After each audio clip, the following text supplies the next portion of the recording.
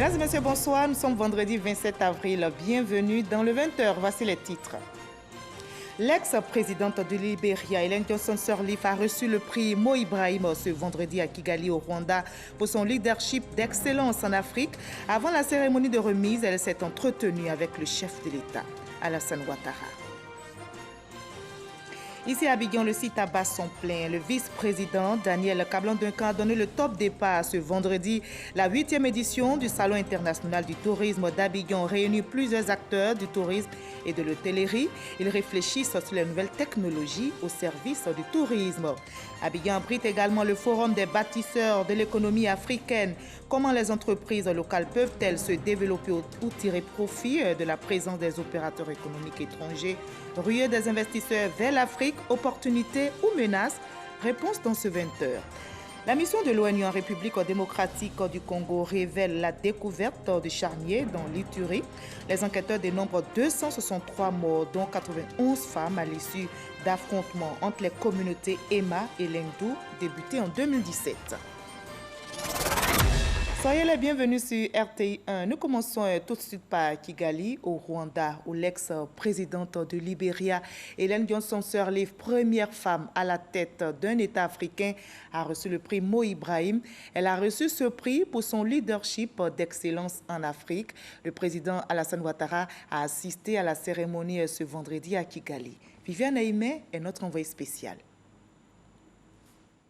Ce vendredi 27 avril, à quelques heures de recevoir la distinction prestigieuse qu'est le prix Mo Ibrahim du leadership d'excellence en Afrique, l'ex-présidente du Libéria, Ellen Johnson Sirleaf, est venue saluer le président de la République, Alassane Ouattara, à son lieu de résidence et lui dire sans doute merci pour sa solidarité et son amitié manifestée par sa présence effective à la cérémonie de remise du prix à Kigali, au Rwanda. Le prix Mo Ibrahim pour le leadership d'excellence est décerné par la fondation Mo Ibrahim qui jouit d'une grande considération dans le monde en raison de sa rigueur. Cette fondation s'est donnée pour objectif de soutenir la bonne gouvernance et le leadership de qualité sur le continent africain. La fondation désigne chaque année un lauréat choisi pour ses efforts de bonne gouvernance. L'ex-président du Libéria, Ellen Johnson Sirleaf, a été désignée lauréate de l'édition 2018 pour sa capacité à redresser un pays ravagé par des années de guerre civile. L'ex-présidente du Libéria est la 5e personnalité africaine à recevoir ce prix. Notons que Ellen Johnson Sirleaf a déjà été récompensée en 2011 par le prix Nobel de la paix. Vous l'avez entendu, le prix Mo Ibrahim est attribué aux chefs d'État ayant exceptionnellement amélioré notamment la sécurité, l'éducation et transféré démocratiquement leur pouvoir à leurs successeurs. Elle a été félicitée donc par le chef de l'État, Alassane Ouattara, qui s'est entretenu, vous venez de le voir, avec elle avant la cérémonie de remise du prix Mo Ibrahim. Par ailleurs, le président Alassane Ouattara a profité de son séjour au Rwanda pour visiter le mémorial des génocides de Kigali, où les restes de plus de 250 000 personnes sont enterrées. Dans ce mémorial, il y a un centre d'accueil pour les étudiants et les personnes qui souhaitent comprendre les événements de 1994 qui ont conduit au génocide rwandais. Le reportage de notre envoyé spécial, Viviane Aimé. Le mémorial du génocide dans le quartier de Gisozi, à Kigali. Ce musée du souvenir où sont conservés les restes de 250 000 victimes d'un génocide qui a fait 800 000 morts en 100 jours, a reçu la visite ce jeudi du président de la République, Alassane Ouattara, accueilli par la ministre de la Culture et des Sports, Julienne Iwaku, et le président de la commission de lutte contre le génocide, Dr Jean Bizimana. La visite a commencé par la projection d'un film de 9 minutes. Le génocide rwandais, conséquence du refus de la différence ethnique, a commencé après que l'avion du président rwandais Juvenal Habyarimana d'ethnie Hutu a été abattu au-dessus de Kigali le 6 avril 1994. Le lendemain, 7 avril, des barrages sont dressés dans toutes les rues de Kigali et les miliciens Hutus et les forces armées rwandaises fouillent les maisons. Tous les Tutsis, sans discernement, sont accusés d'être complices de la rébellion, le Front patriotique rwandais, FPR. Ceux qui sont arrêtés sont tués. Les Hutus modérés ou opposants qui ne veulent pas participer au massacre sont tués également. La chasse aux Tutsis ne se cantonne pas seulement qu'à la capitale, mais s'étend dans tout le pays. Face à la barbarie, l'ONU refuse de mettre en danger ses casques bleus et les Tutsis rwandais sont abandonnés à leur sort jusqu'au 4 juillet 1994 quand la rébellion arrive enfin à pénétrer dans Kigali.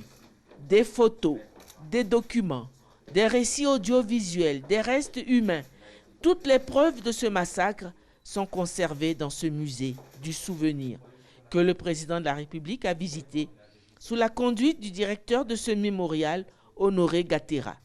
À la fin de sa visite, le président de la République, avec beaucoup d'émotion, a signé le livre d'or. Il y a beaucoup d'émotions.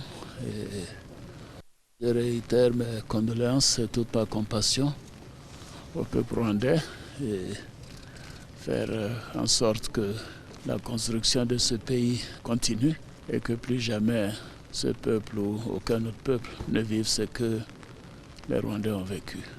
Puis, avant de quitter les lieux, le président de la République a déposé une gerbe de fleurs en la mémoire des victimes.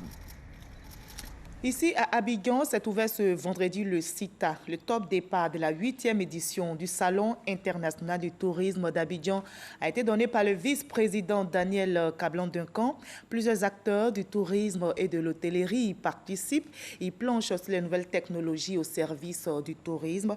Notez que la destination Côte d'Ivoire attire de nombreux touristes. Selon Côte d'Ivoire Tourisme, 1,8 million de touristes internationaux ont visité notre pays en 2017. Patricia Oumouetia. Un chapiteau de 1200 places pour accueillir invités et personnalités, au nombre desquels le vice-président Daniel Kablan-Duncan, représentant le président de la République à cette 8e édition du Salon international du tourisme d'Abidjan.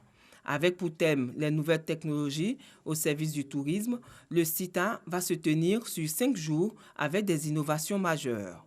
Il s'agit de la tenue de 2 sessions de formation à l'attention de 32 hôteliers repartis sur l'ensemble du territoire national et 50 restaurateurs de la ville d'Abidjan, en vue de renforcer leur capacité professionnelle, de l'organisation d'une bourse de travail spécifiquement consacrée au métier du tourisme et de l'hôtellerie, qui réunira des techniciens de l'agence Emploi Jeunes et des étudiants issus des écoles de tourisme et d'hôtellerie.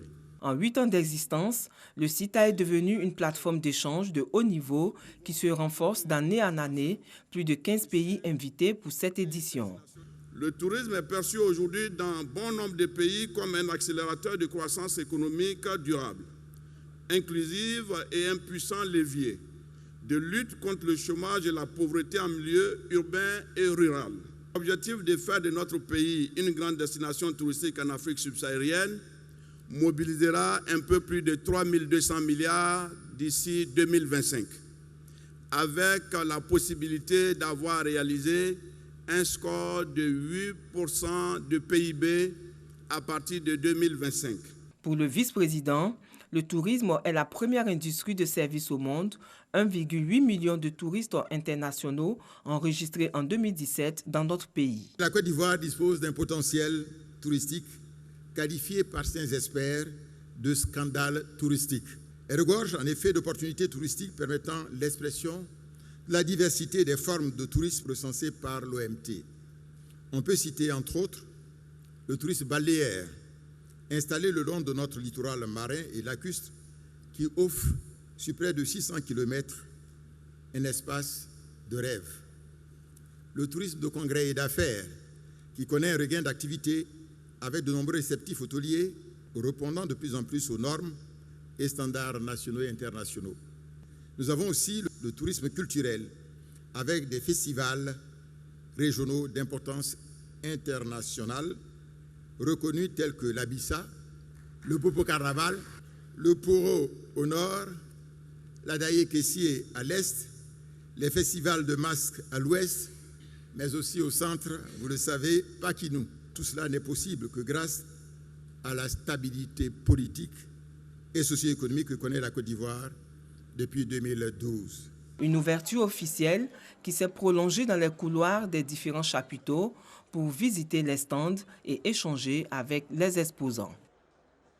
Abidjan abrite un autre événement, un événement qui attire également des investisseurs, le Forum des bâtisseurs de l'économie africaine. Comment les entreprises locales peuvent-elles se développer ou tirer profit de la présence des opérateurs économiques étrangers?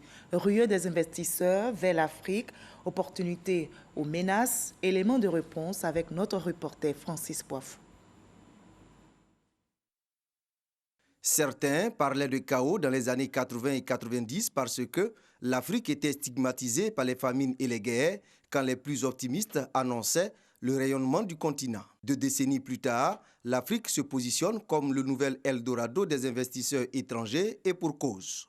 Les investisseurs cherchent des zones de croissance, des endroits où ils peuvent investir avec une rentabilité élevée.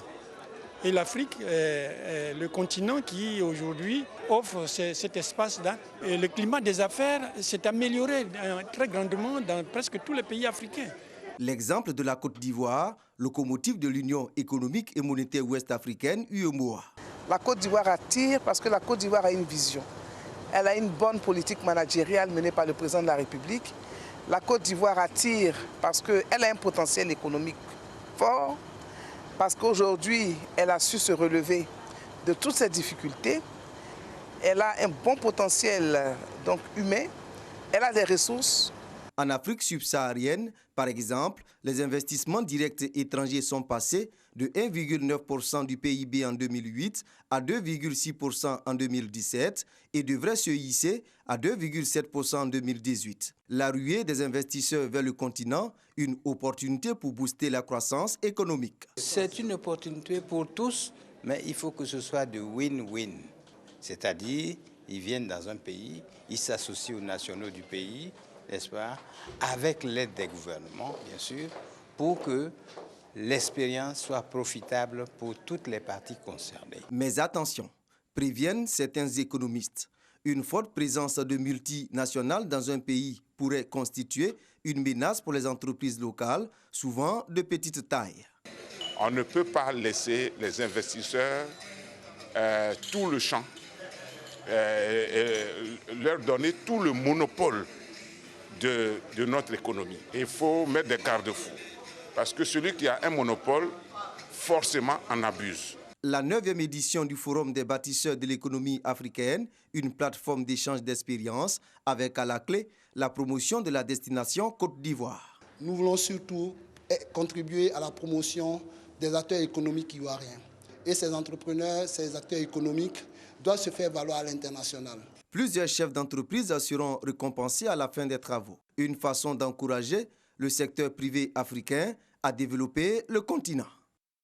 Le secrétaire d'État auprès du Premier ministre chargé du budget et du portefeuille de l'État poursuit ses tournées dans les structures sous tutelle. Moussa Sanogo était ce matin dans la commune d'Agamé, précisément dans les locaux de la Direction générale des impôts. Il est allé s'imprégner des conditions de travail des agents et les encourager à fournir plus d'efforts. Une mission multisectorielle à l'initiative du Club Afrique Développement s'est réunie hier jeudi ici à Abidjan. Cette rencontre vise à mobiliser les milieux d'affaires du continent ainsi que les décideurs gouvernementaux autour de la problématique de l'accessibilité des services financiers par les usagers via le numérique. On en sait plus avec l'enseigne Bakayoko. Les transactions en espèces ou par chèque toujours en vogue malgré la forte pénétration du mobile. Un défi à l'éclosion d'une industrie financière nationale. D'où la nécessité d'une nouvelle dynamique adossée à la FinTech, la combinaison entre la finance et le numérique. La FinTech, ou l'utilisation des technologies pour améliorer le fonctionnement des activités financières, se retrouve principalement au niveau du financement participatif, du paiement mobile, de la banque en ligne, mais également des activités de bourse. Pour ce qui concerne l'activité bancaire, elle facilite l'ouverture des comptes, permet de réaliser des transactions à distance, de supprimer ainsi les barrières liées à l'éloignement ou les barrières liées à l'insuffisance des infrastructures et de renforcer la confiance entre la banque et le client. Beaucoup plus qu'un simple problème de confiance entre la banque et le client, intégrer le numérique relève aujourd'hui d'une question de survie pour les établissements bancaires. Aujourd'hui, c'est les entreprises qui font preuve d'adaptation par rapport à l'évolution de la vie, qui vont continuer donc à vivre. Et donc le monde évolue, il faut évoluer avec ces nouvelles technologies, avec ces nouveaux comportements, avec ces nouvelles habitudes. Associer le digital aux activités bancaires, mais aussi aux autres secteurs, surtout agricoles et commerciaux. L'enjeu pour la Côte d'Ivoire, c'est l'augmentation du taux de bancarisation et la réduction de la prééminence du secteur informel. Nous encourageons toutes les initiatives qui concourent à améliorer l'inclusion financière dans notre pays, toutes les initiatives qui accroissent la performance de notre économie et qui simplifient le quotidien de nos populations. Le Club Afrique Développement est un lieu de rencontre et de réflexion dédié à la communauté des affaires engagée en Afrique.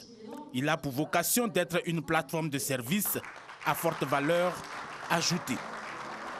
Au niveau de l'actualité judiciaire, après la création du tribunal de commerce en 2012, la justice ivoirienne se dote d'une cour d'appel de commerce d'Abidjan. Le siège de l'institution juridique située dans la commune de Cocody a été inauguré aujourd'hui par le garde des Sceaux, ministre de la Justice et des Droits de l'Homme. On en sait plus avec Konaté Moussa. Tribunal de commerce d'Abidjan. C'est ici que s'effectue la prise en charge des conflits commerciaux. Créée en 2012 par l'État de Côte d'Ivoire, l'activité de la juridiction spécialisée a des limites. C'est la cour d'appel d'Abidjan qui connaissait de l'appel interjeté contre les décisions du tribunal de commerce. Les affaires en appel au tribunal de commerce d'Abidjan seront désormais traitées dans ce local. Siège de la cour d'appel de commerce d'Abidjan, François Komoué, ex-président du tribunal de commerce, est le premier président de cette nouvelle institution. Quand on fait appel, il s'agit de voir si le tribunal a bien apprécié les faits et si le tribunal a bien appliqué le droit. Et donc, le rôle qui m'est assigné maintenant, c'est celui-là. Mais en même temps aussi, le premier président d'une cour d'appel a un rôle de supervision des activités des tribunaux qui sont sous son ressort. Pour le garde des Sceaux, ministre de la Justice et des Droits de l'Homme, la création de la structure répond aux besoins du monde économique et financier. La mise en place d'une institution spécifique de second degré en matière commerciale s'imposait pour poursuivre les efforts de l'État en vue de la relance économique. La nouvelle cour d'appel de commerce vient redynamiser l'organisation judiciaire et renforcer les infrastructures judiciaires. Elle comble une forte attente des acteurs économiques et des partenaires techniques et financiers de la Côte d'Ivoire en matière de gouvernance. La cour d'appel de commerce d'Abidjan, composée de 9 magistrats, 16 conseillers consulaires, 8 greffiers et du personnel interministériel, sera fonctionnelle après l'audience solennelle d'installation prévue les jours prochains. Elle est située à Atoban, non loin du commissariat du 30e arrondissement, dans la commune de Cocody. Et plus loin, la police criminelle très active vient de mettre fin aux activités d'un dangereux gang. Ce groupe de plusieurs membres, dont des récidivistes, a à son actif plusieurs attaques, dont celle de la préfecture de police de Daloa en décembre 2017 et récemment le braquage d'un fourgon blindé d'une société de transfert de fonds sur l'axe Confao-Tanda. Le témoignage de notre correspondant F. Bouy. C'est le coup de filet pour le capitaine Beugre Dakouri de la police criminelle de Mans et ses hommes. En effet, il vient de mettre fin aux agissements d'un redoutable gang. Composé de plusieurs personnes, cette bande de hors-la-loi agissait à travers tout le pays et même hors de nos frontières. Plusieurs attaques et braquages seraient à leur actif. En l'occurrence, l'attaque de la préfecture de police de Daloa le 19 décembre 2017. Attaque au cours de laquelle des détenus ont été libérés et des armes de dotation de policiers emportées. Et récemment, le 19 mars dernier, sur l'axe Confao-Tanda, un fourgon blindé d'une société de transfert de fonds aurait été leur cible. Il y a eu ce jour des morts et des blessés et ils se sont évanouis dans la nature sans butin. Le coup qui a été à la base de leur arrestation s'est déroulé à Mans. En effet, le lundi 16 avril dernier, dans la matinée, au quartier commerce de Mans, une agence de transfert d'argent électronique est braquée. près de 81 millions de francs CFA emportés par des individus armés de Kalachnikov. Et le 18 avril, suite à un appel anonyme, 3 membres du gang sont interpellés à bord d'un véhicule de type 4x4 au corridor nord de Biankouman, à 40 km de Mans. Sur les 3 interpellés, un réussit à s'échapper avec une blessure par balle. La fouille minutieuse du véhicule permet de saisir 3 Kalachnikov, 3 pistolets automatiques dont 2 appartenant à la police nationale, apparemment ceux emportés au cours de l'attaque de la préfecture de police d'Étalois, 6 chargeurs de Kalachnikov garnis et plusieurs munitions. Quelques jours après, plus précisément le 22 avril, exploitant une information anonyme, le bandit qui a fui au cours de l'interpellation du 18 avril est cueilli dans un domicile privé à Mans, au quartier San Pedro. Dès cet instant, de fil en aiguille, les malfrats aux arrêts passent aux aveux, ce qui permet de mettre la main sur les autres membres du gang et les personnes qui leur ont donné un coup de main. Ils ont tous été déférés à Daloa et seront poursuivis pour les faits de vol à main armée, détention illégale d'armes à feu, association des malfaiteurs. L'arrestation de ce redoutable gang intervient juste quelque temps après celle d'un autre gang. Il est bon de rappeler que la police criminelle de Mans, qui couvre les régions du Guémon, du Cavali et du Tonkui, travaille en sous-effectif et sans grands moyens de locomotion. Voilà un reportage réalisé pour vous par notre correspondante à Mans, Ève Boué. Dans le cadre du suivi des travaux de réhabilitation d'infrastructures routières en Côte d'Ivoire, le ministre des Infrastructures économiques, Amédée Kouakou, a effectué hier une visite de chantier dans les localités de Grand Bassam, Aboisseau, Noé et Alépé. Il s'est imprégné notamment de l'état d'avancement des travaux sur le corridor Abidjan-Lagos. Notez que ce projet va coûter 74 milliards de francs CFA. Le reportage de Jean-Luc Bambo. C'est un tronçon de plus de 140 km entre Abidjan et Noé, à la frontière ghanéenne, que le ministre Amédée Kouakou a visité avec ses équipes. Les travaux de réhabilitation des routes Grand Bassam Aboisseau, Aboisseau-Noé et ceux concernant l'élargissement du pont de Noé. Des ouvrages routiers qui rentrent dans le cadre du projet de facilitation du commerce et du transport sur le corridor Abidjan-Lagos. Les populations attendent, il faut que ce projet important qui relie donc la Côte d'Ivoire au Ghana, c'est une route internationale et notamment la traversée d'Aboisseau où nous sommes, que ce projet se termine pour le bonheur des populations. Avis techniques, conseils et recommandations, le ministre s'est voulu le plus regardant possible sur les détails des différents ouvrages. Ce sont des sommes importantes que le chef de l'État a accepté d'investir dans nos infrastructures routières notamment. Et nous devons donc être regardants pour donner des instructions lorsque nous constatons que des choses ne sont pas réalisées comme nous le souhaitons. Selon les règles de l'art, des dispositions vont être prises de sorte que tout ce qui n'est pas correct puisse être corrigé, de sorte qu'à la réception, on soit sûr qu'on ait zéro défaut. Initialement prévu pour s'achever en juin 2018, ce projet, dont le coût est estimé à 74 milliards de francs CFA, devrait être livré en septembre prochain. Outre le projet du corridor Abidjan-Lagos, le ministre a également visité le projet d'aménagement de la promenade sur front de mer à Port-Boué, ainsi que le pont à l'entrée du village d'Aoué sur l'axe Abidjan-Alépé. Et sur la scène politique à présent, notez que le RDR va organiser le 5 mai prochain son 4e congrès extraordinaire sur le thème RHDP, Parti unifié, une nouvelle chance pour la Côte d'Ivoire au Parc des Sports de Treichville. À quelques jours donc de l'événement, les organisateurs s'activent pour mobiliser les militants autour de ce congrès. Ahmed Traoré, Abou Sanouko. Salle des fêtes de la mairie d'Adjamé. Forte mobilisation des militants du Rassemblement des Républicains. Adama Bictogo, à la tête d'une forte délégation, est allé à leur rencontre pour les inviter à se mettre en ordre de bataille pour le 4e congrès extraordinaire de leur parti qui se tiendra le samedi 5 mai prochain au Parc des Sports à Treichville autour du thème RHDP, Parti unifié, une nouvelle chance pour la Côte d'Ivoire. Le président du comité d'organisation du congrès les appelle donc à adhérer pleinement à l'idéal du RHDP unifié. Il exhorte d'ailleurs à faire confiance au président Alassane Ouattara. Nous sommes la première force politique de la Côte d'Ivoire, mais c'est parce que notre président considère qu'au regard de tous les événements qui ont émaillé la vie politique, la vie même tout court de la Côte d'Ivoire, qu'il était bon qu'on puisse offrir à la Côte d'Ivoire un socle stable. Et ce socle stable, c'est le RHDP unifié. Donc nous sommes venus pour qu'ensemble, le RDR soit mobilisé pour le RHDP unifié et que le RDR soit le fer de lance, la force motrice de ce grand ensemble, cette nouvelle chance historique pour la Côte d'Ivoire. Donc on est venu expliquer à nos militants de ne pas avoir peur. Pour ce rendez-vous, la commune d'Adjamé entend relever le défi de la mobilisation. Les femmes d'Adjamé, on va sortir massivement. Nous sommes prêts, très prêts. Le parti unifié. Nous avons prévu mobiliser près de 500 jeunes, mais nous allons aller au-delà pour le 5 mai. Parce qu'il est important pour nous de dire merci au président de la République et de dire merci pour l'avenir qu'il est en train de préparer pour nous les jeunes. Parce que le parti unifié pour nous, c'est l'avenir. Le parti unifié pour nous ici, c'est la stabilité du pays. Plus de 10 000 militants sont attendus à ce 4e congrès extraordinaire. Seuls les militants statutaires du RDR seront conviés aux travaux qui se tiendront sur une seule journée.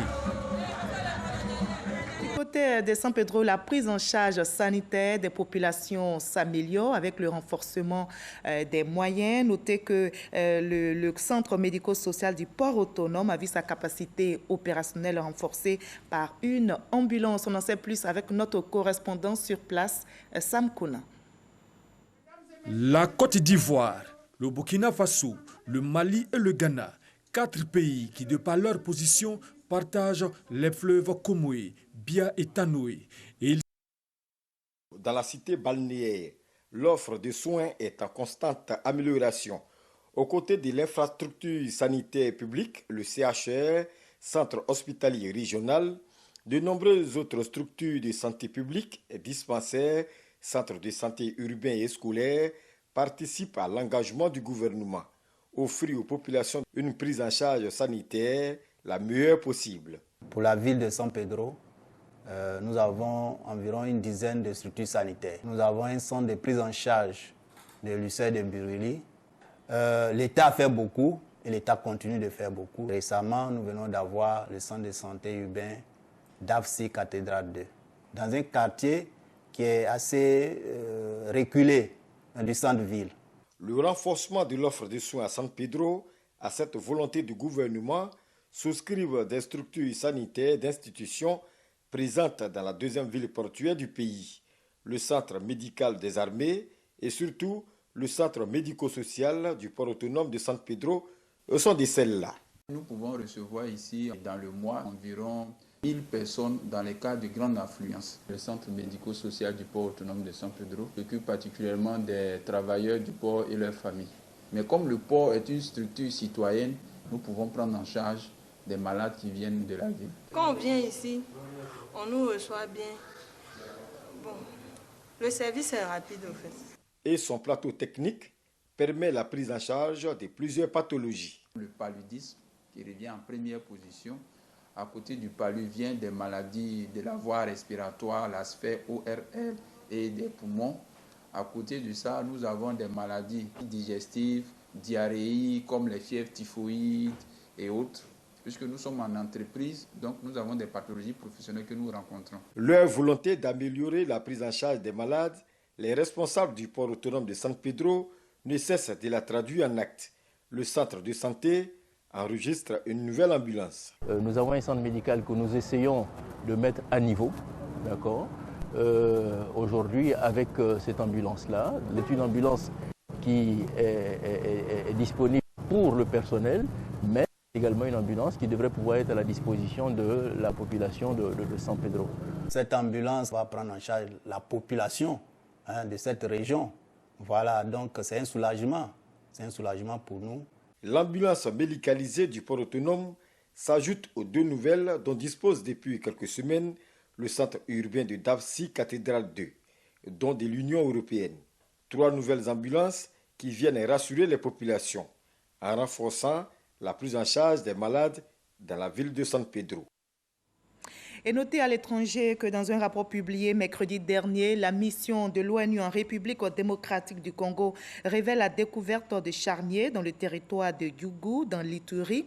Une mission d'enquête sur les affrontements entre les communautés Ema et Lendu qui ont débuté en décembre 2017 a dénombré au moins 263 morts, dont 91 femmes, 120 villages pillés et l'existence de 5 fosses communes creusées par les proches des victimes pour rapidement enterrer les morts et éviter les problèmes sanitaires entre février et mars 2018.